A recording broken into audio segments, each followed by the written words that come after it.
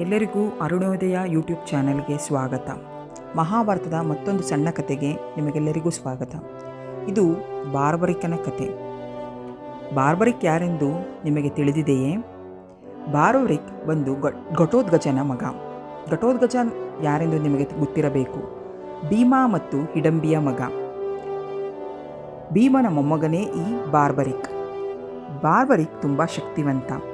ಇದನ್ನು ಅರಿತ ಕೃಷ್ಣ ಒಮ್ಮೆ ಬಾರ್ಬರಿಕ್ ಹತ್ರ ಬಂದು, ನೀ ಯಾರ ಜೊತೆ ಯುದ್ಧ ಮಾಡುವೆ ಎಂದು ಕೇಳುತ್ತಾನೆ.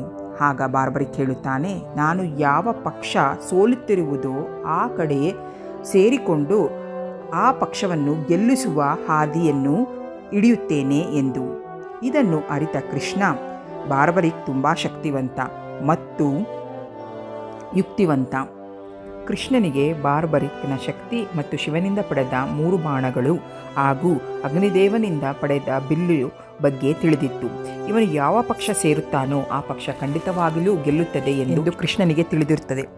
ಹಾಗಾಗಿ ಒಮ್ಮೆ ಕೃಷ್ಣನು ಬ್ರಾಹ್ಮಣನ ರೂಪದಲ್ಲಿ ಬಾರ್ಬರಿಕನ ಹತ್ತಿರ ಭಿಕ್ಷೆ ಕೇಳಲು ಬರುತ್ತಾನೆ.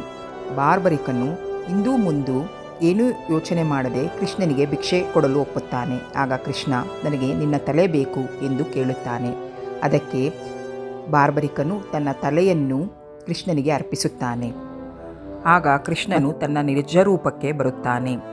ಇದನ್ನು ಕಂಡ ಬಾರ್ಬರಿಕನು ಕೃಷ್ಣನ ಬಳಿ, ನನಗೆ ಈ ಮಹಾಭಾರತ ಯುದ್ಧವನ್ನು ನೋಡಲು ಅನುಮತಿ ಕೊಡಬೇಕು ಎಂದು.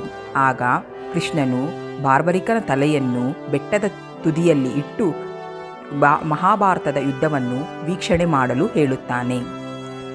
ಈ ಕತೆ ಬಾರ್ಬರಿಕನ ತ್ಯಾಗವನ್ನು ಅರ್ಥೈಸುತ್ತದೆ. ಇಂತಹ ಅನೇಕ ತ್ಯಾಗಮಯ ಕಥೆಗಳು ಈ ಮಹಾಭಾರತದಲ್ಲಿದೆ. ಮುಂದೆ ಮತ್ತೊಂದು ಸಣ್ಣ ಕಥೆಯೊಂದಿಗೆ ಸಿಗೋಣ.